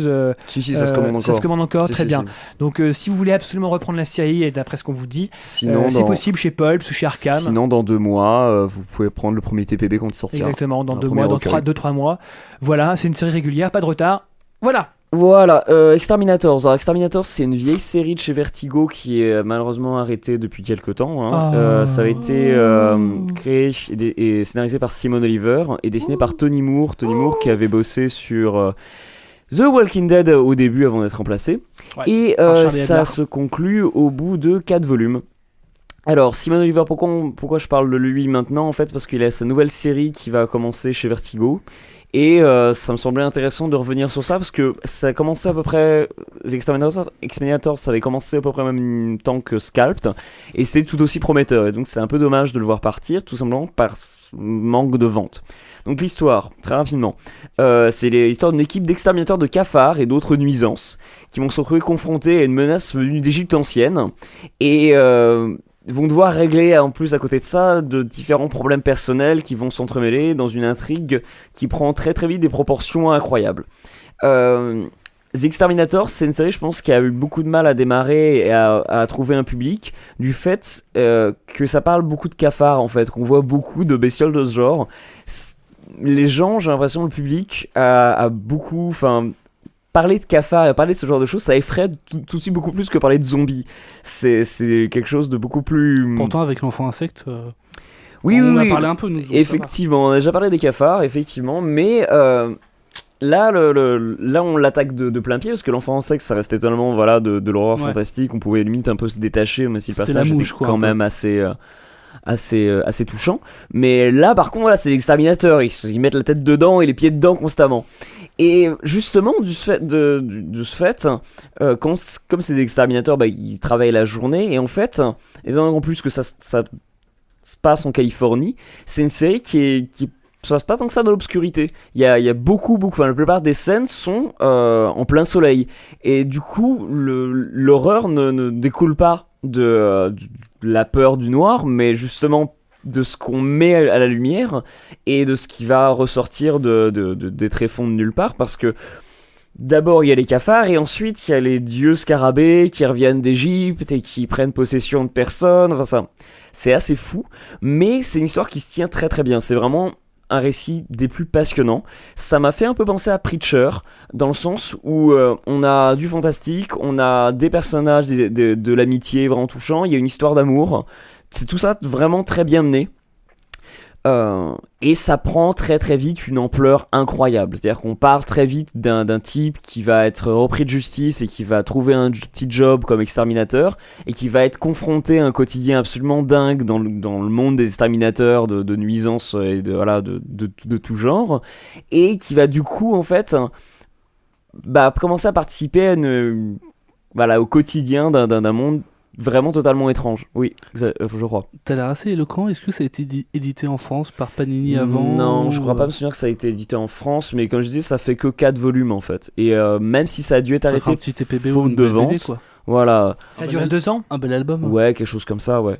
Et c'était vraiment, vraiment excellent. C'est quelque chose qui est vraiment passé sous silence et que je comparerais en termes de qualité à ce qu'a pu faire David Lafargue sur Young Liars, qui était aussi une série qui a dû arrêter faute de vente et qui était par contre encore plus folle, et là dont je parlerai une autre fois, parce que c'est complètement dingue.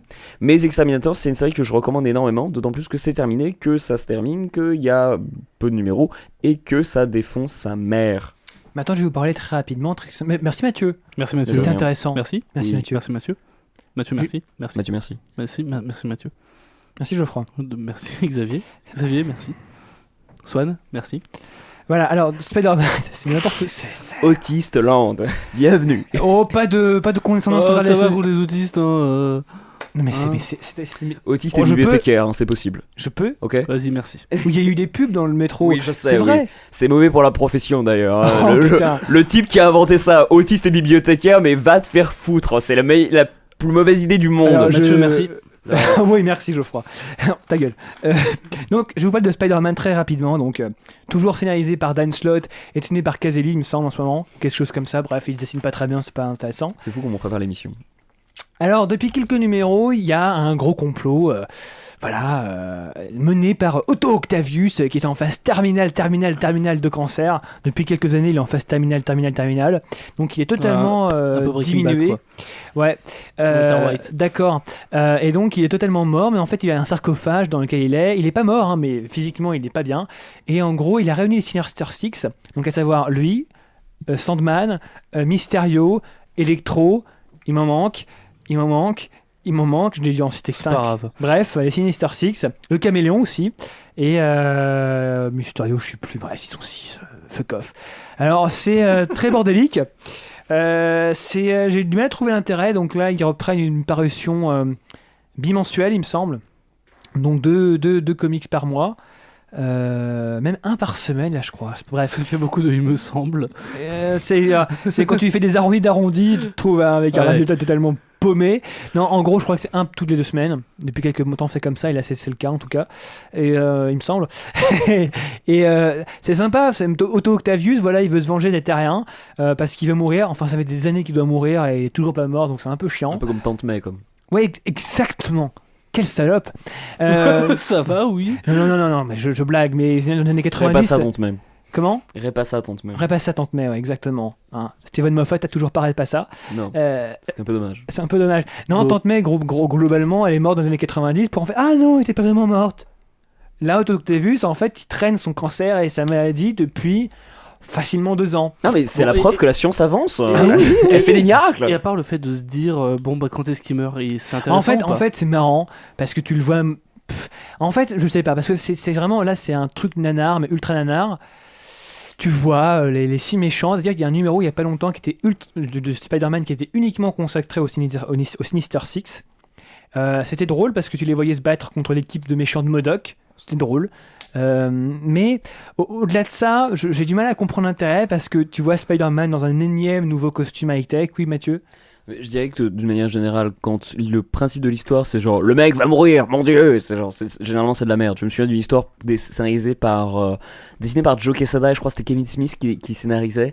C'était un truc de Daredevil. Où c'était le principe, c'était mon dieu, Mysterio va mourir. Et c'était chiant à mourir. Bon, en gros, c'est pas que c'est chiant, mais c'est que c'est très bizarre, chaotique. Au bout de 3 numéros, là je crois que le 3e numéro de la saga vient de sortir, qui s'appelle Ends of Earth. C'est pas top, franchement, c'est vraiment pas terrible. Bon, moi je lis parce que j'aime bien Spider-Man et que Spidey, Peter Parker, il me fait toujours rigoler. Mais au-delà de ça, même Mysterio il est marrant, et puis Caméléon il est drôle, tout ça c'est marrant quoi. En gros, c'est un truc de fanboy. Quoi. C'est un truc de fanboy un peu, exactement, c'est un truc de nerd. Je pense que c'est pas par là que vous devez commencer si vous devez lire du Spider-Man. Voilà, tout de suite j'arrête. À toi Mathieu. Oh. Donc je passe vite fait à The Bulletproof Coffin.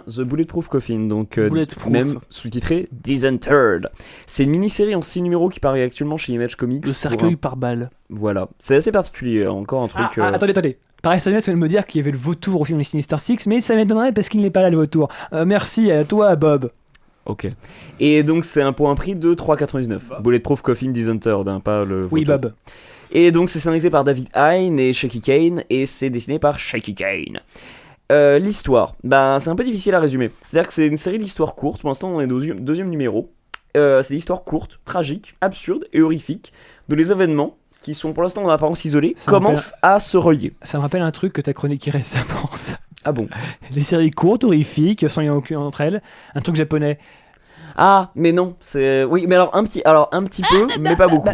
En fait, déjà, c'est américain et le style est vachement influencé, je trouve, par Charles Burns, donc l'auteur de Black Hole et X-Out, dont j'avais parlé il y a plein de numéros. Au niveau du graphisme, donc au niveau de la couleur, c'est des couleurs assez pétantes, et ça crée un malaise tout de suite, en fait, parce que... je sais pas comment exprimer ça, on est vraiment dans une atmosphère un petit peu psychédélique 70, mais avec des personnages qui vont se retrouver confrontés à des situations horrifiques, mais tout le temps absolument, mais un peu grotesques, mais en même temps avec le traitement de la couleur, on se retrouve totalement un petit peu dans un univers tellement bizarre que ça va être assez déroutant. À lire avec du LSD ? Peut-être bien, ouais, peut-être bien. D'autant plus que la première histoire, le premier personnage est vraiment sous LSD. Autant les suivants dans le deuxième numéro sont un peu plus, vont dans une direction un peu plus normale. Le premier, c'est un gros paranoïaque bizarroïde. Et tout de suite, ça met le ton. C'est-à-dire que, genre, cette série, ça va être une série où vous allez en prendre plein la tronche de trucs qui vont vous faire questionner la raison pour laquelle vous êtes en train de tenir le comics entre les mains, mais qui va vous faire acheter le suivant parce que vous voulez savoir comment ça va se passer. C'est absolument... c'est pas génial, surtout que c'est vachement intéressant et surtout que c'est assez original dans le paysage actuel. Il y a rien qui est du équivalent actuellement. Je comparais ça vite fait à Shintaro Kago que tu évoquais, Xavier, donc je parle assez souvent. Donc il y a un mangaka qui fait des histoires entre érotisme et gore et absurde, mais il n'y a pas déjà tout le côté érotique. Et le côté gore est pas là. Il y a quelques éléments qui sont un peu gore, mais globalement, justement, on peut pas se rattraper surtout sur la comédie. Parce que le comique vient de situations tellement étranges que, au final, ça fait encore plus perdre pied. Donc là, j'attends vraiment passer mon troisième numéro pour voir comment tout ça va se relier. Parce que autant le premier numéro, c'était sur un seul personnage, le deuxième, c'était sur 3 histoires différentes. Donc à chaque fois, vous en avez pour votre argent, mais vous savez pas... qu'est-ce que votre argent aide à financer parce que, nom de Dieu, il y a des gens qui doivent consommer. Alors, est-ce que ça va se prêter, ça, entre nous ? Peut-être, ça peut se prêter. Ça peut se prêter ? Ça peut se prêter. Ça peut se prêter. Bah, du coup, on peut passer à la Et non, sinon, il y a quelqu'un qui m'envoie un SMS pour me dire qu'il y a aussi underscore TDK qui avait donné l'information sur le chat. Je ne sais pas qui est cette personne. Bon, on passe à la suite aux séries. I don't watch TV. Yeah, but you are aware that there's an invention called television, and on this invention they show shows, right? Yeah. Well, the way they pick TV shows is they make one show. That show's called a pilot. Then they show that one show to the people who pick shows, and on the strength of that one show, they decide if they want to make more shows. Some get chosen and become television programs. Some don't. Become nothing. She started one of the ones that Série, became tout de suite, nothing. nous parlons série avec Geoffroy qui va nous parler de Série Mania. Série Mania, c'était cool. Voilà, J'ai Mathieu. Non, Série Mania, ça se tenait cette semaine de lundi, du lundi 16 me semble-t-il jusqu'à dimanche. Donc dimanche, le jour de l'élection présidentielle de 20. Il faut voter. Voilà, c'est le 21 avril, 22 avril. Et donc, il y a eu pas mal d'invités. Terence Winter qui était là, donc le créateur de Boardwalk Empire. Il y aura le créateur de Homeland samedi. Il reste peut-être encore des places. Ça peut être très intéressant. Et il y a eu Dominic West aussi. D'accord. Et j'ai posé une question. Surtout, c'est le plus important. J'ai posé une question intéressante tableau, au débat d'ouverture. Ouais, je trouve que c'était la meilleure question. Vous pourrez le revoir d'ailleurs sur Allociné. Xavier qui pose une question. Il se lève et tout. Elle était géniale ma question. Heureusement, je t'ai aidé sur la moitié de la question. Ma question, en gros, c'était est-ce que Stargate et Camelot sont des séries politisées ? Voilà, gros nerd. C'était vrai d'ailleurs. Alors donc sur Dominic West, il a confirmé notamment, je vais pas très rapidement, mais il a confirmé Magnetti qu'il avait parlé, qu'il avait joué dans Star Wars épisode 1. Oui, j'en étais sûr. Et il a dit qu'il avait joué 2 rôles dans Star Wars épisode 1. Oh merde. Donc il faut le revoir pour trouver le deuxième. Oh rôle. non. Fais chier. Et il a également confirmé avoir participé à Spice World, le film des Spice Girls. Oh non. Oh non, voilà. putain. Donc, sinon... je suis le seul être humain à pas être au courant qu'il y avait un film des Spice Girls. Je le savais pas non j'étais plus. au courant. J'étais pas assez grand à l'époque où c'est sorti. Moi aussi, j'avais 6 ans. D'accord. J'ai Et dû donc le voilà, voir. c'est très intéressant. Il y a eu pas mal de conférences, de trucs comme ça, enfin de projections assez cool. Et donc voilà, ça se tient encore jusqu'à dimanche. Je crois que ça finit sur une nuit samedi, de samedi à dimanche. Je crois que c'est une nuit Walking Dead de 7h à 7h du matin. J'ai une question. Est-ce qu'il...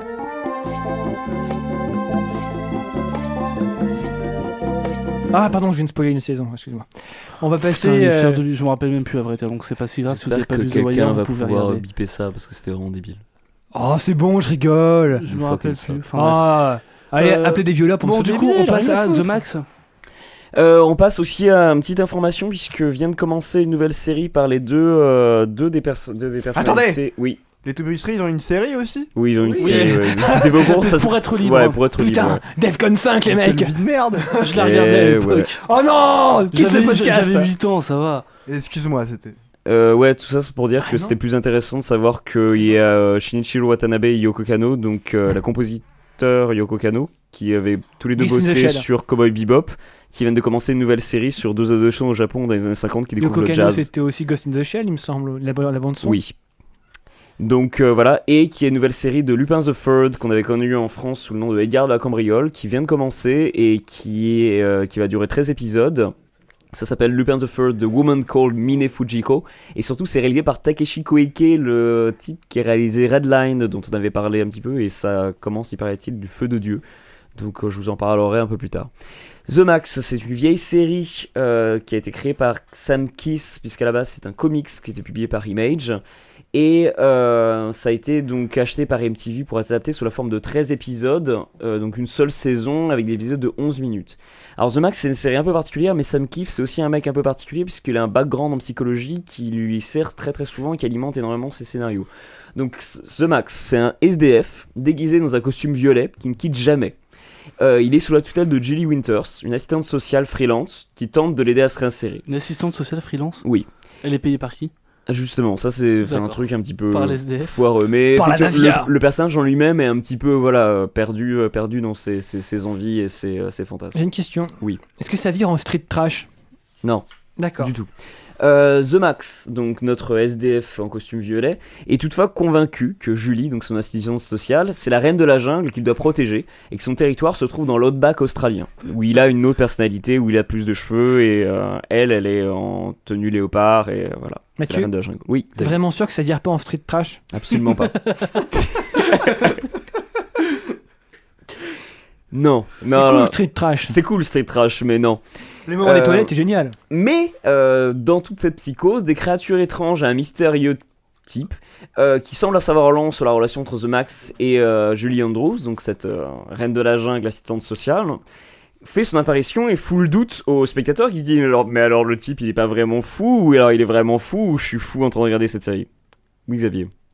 T'es vraiment sûr, il n'y a aucun lien avec Street Trash ? Il n'y a aucun lien avec Street Trash. Il y a plus de lien avec Sigmund Freud. Street Trash, c'est un film où des clodos boivent.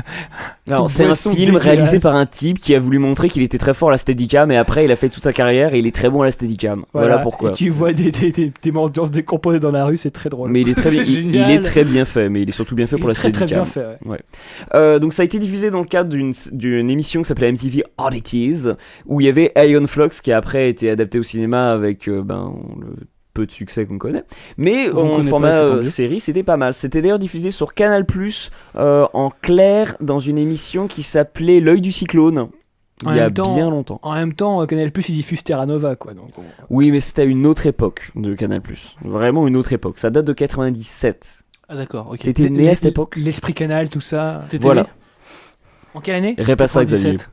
97? Ouais. Ah oui, depuis 6 ans. Bon, t'avais que 6 ans, tu peux pas juger ce que c'était que l'Esprit Canal à l'époque. Moi déjà à 6 ans, je savais que le samedi soir, une fois par mois, c'était important sur Canal+. Hein. Ouais, c'est ça, ouais. Bref, tout ça pour dire que à la base, donc, c'était un comics qui était publié par Image Comics. Qu'on sait que c'est vrai. Oui. Non, on peut arrêter de m'interrompre, c'est possible. Merci. Alors Street Trash. Oh putain. Non, ne pas frapper. Ouais, non, mais je vais pas le frapper. Excuse-moi, Mathieu, continue. C'est juste. En fait, c'est un peu. En fait, c'est surtout triste parce que The Max, c'était vraiment excellent. Et c'est une excellente série. Et ça peut paraître bizarre, en fait, un peu comme tout ce que je parle. J'ai l'impression que c'est le terme qui revient. Non, mais c'est vrai que c'est un peu étrange à consommer le scénario en disant genre ouais, alors le mec il croit que c'est la reine de la jungle. Mais c'est tellement fin et tellement intelligent, ça met tellement une mandale à plein de trucs absurdes. C'est absolument pas de l'humour absurde. C'est pas Xavier, le truc. Ça n'a rien à voir avec de l'humour absurde. Le truc dont t'avais parlé la dernière fois, c'est Xavier. Oui, ça n'a rien à voir. C'est pas Adult Swim. Là, c'est sérieux, là. C'est très sérieux. D'accord, mais c'est ça. Mais c'est pas de l'horreur, quoi. C'est pas du tout fait orienté sur ça non plus. C'est sur un personnage qui est perdu entre deux réalités. Et un lecteur et un spectateur du coup, puisque en fait le comics et la série se confondent pratiquement, puisque le style de Sam Kiff est totalement reproduit dans la série. Il y a un petit effet lecture de bande dessinée, je trouve, qui est assez conservé dans la réalisation de la série. Ils ont réussi à se trouver un petit peu entre les deux. Du coup, même si en 13 épisodes de 10 minutes à peine, bien sûr les 60 numéros 60-50 numéros que compte le comics sont vraiment extrêmement résumés, mais on raconte une bonne partie de l'histoire d'une manière assez rapide, mais on retrouve quand même l'atmosphère et surtout tous les délires visuels qu'il va y avoir, parce qu'il y a toujours le passage entre les deux réalités, le questionnement du personnage principal qui est à la fois un personnage un peu cartoonesque et en même temps un personnage dramatique, Julie Andrews qui est un personnage féminin qui qui fait plaisir à voir puisque c'est un personnage qui existe réellement à l'écran, autant sur la page que dans la BD, que dans la série. C'est bien en scène comment les hallucinations ou les mais en fait non-hallucinations c'est justement, il n'y a pas de différence en termes de mise en scène entre le quotidien new-yorkais et le quotidien locked back australien. Mais comment ils pensent que c'est la reine de la jungle? Ah mais alors justement je préfère que vous regardiez plutôt que ça. D'accord, mais ok. justement c'est plus facile d'ailleurs de regarder la série. Il y a des épisodes en entier d'ailleurs sur YouTube si vous voulez regarder. Mais il y a que 1, 2, 3, 4, 5, 6 et il y en a 13 épides.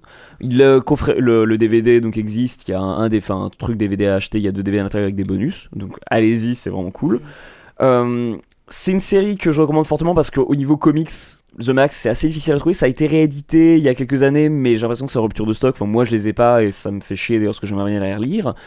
C'est donc une série que je vous encourage très très fortement à voir parce que ça a été publié à une époque où Image avait beaucoup de thunes et donc du coup il y avait des gens qui venaient les voir en disant genre, je voudrais faire une série. Ils ont fait genre allez vas-y, même si on perd de la thune dessus, on le fait. Et du coup en fait ils ont pris des risques avec ça, chose qu'on peut difficilement faire même si en ce moment ils recommencent à prendre des risques.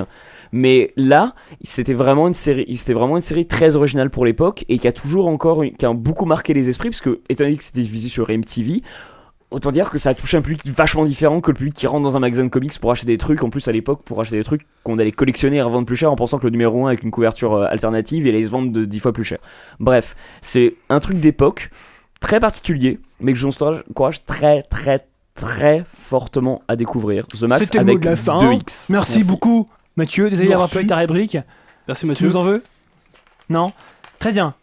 Bah, je pense qu'on peut conclure. Alors, on va conclure, on a plusieurs trucs à répéter. Déjà, la nuit au max, Nuit au max, 28 avril. 28 avril. Voilà, la Parce que le 21, ça Starfighter. sera demain, donc, D'accord. Avec Tron, The Street Starfighter Fighter et War Wargames. Games. Et venez pour que je vous décalque la gueule à Street Des Fighter. bandes d'arcade, des cadeaux à gagner, on le dit. Ah on oui, le dit jamais. Ubisoft, Square Enix, Sega. Je sais pas si on peut. Si. Bah, il y aura des cadeaux à gagner en tout cas. Et donc je vous rappelle pour l'abonnement d'1 an à Arrêt sur Image, on en a 2 à faire gagner.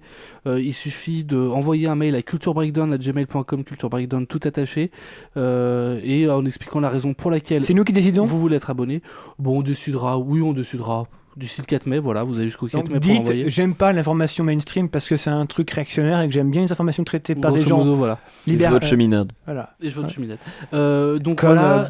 Sinon, comme Fabienne vous pouvez Politique. nous mettre une petite note. Pensez à voter dimanche pour nous et pour le candidat de votre choix, tant que c'est pas un connard ou une connasse. Une connasse. Une connasse. Et donc pensez à voter pour nous sur iTunes, à nous laisser des commentaires. Oui. Et on remercie. Mathieu. La fille du rock où il y a aussi un concours pour gagner 2 places pour la nuit au max. Ouais, et on doit toujours avoir des concours d'ailleurs en place sur le blog de Culture Breakdown.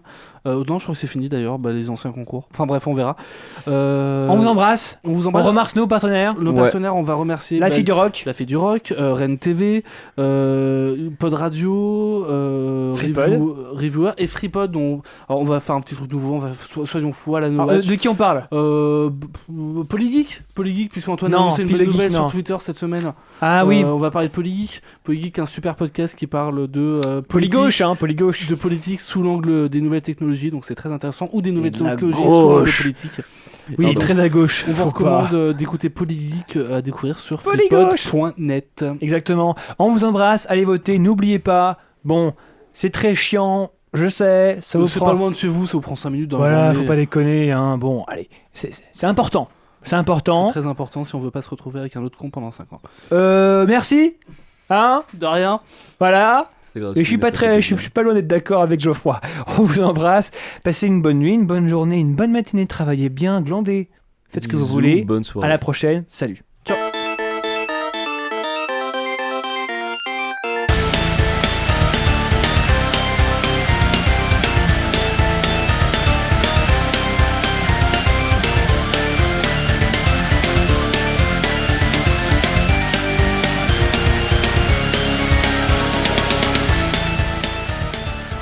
Oui, mais est-ce que t'étais encore dans le caleçon? J'étais plus dans le caleçon. C'était des chaussettes. Les caleçons, j'y ai pas touché. Ah, c'est Camille qui a touché à mon caleçon. Oui, mais est-ce que je crois qu'elle est-ce a que vu quand ça, qu'elle Camille ouvert, a elle a fait, tout... Ah, voilà.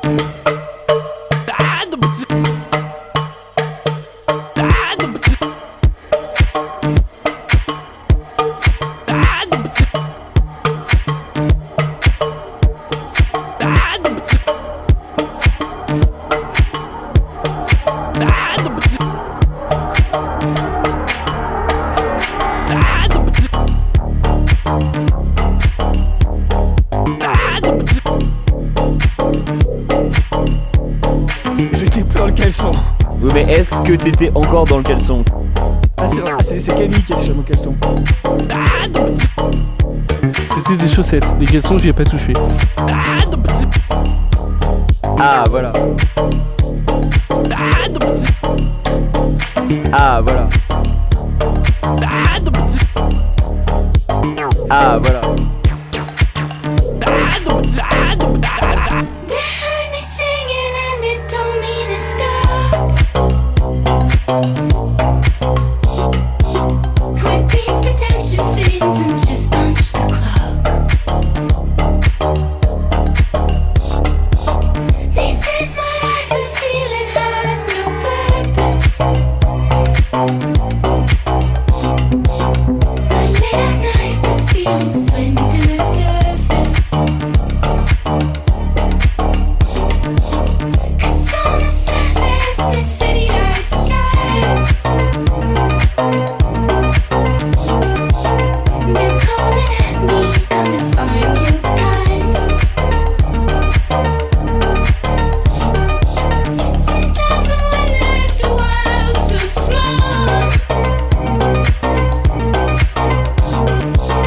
Now we can never get away from the sprawl. Living in the sprawl. Dead shopping malls rise like mountains beyond mountains, and there's no end in sight. I need the darkness, someone please cut the lights.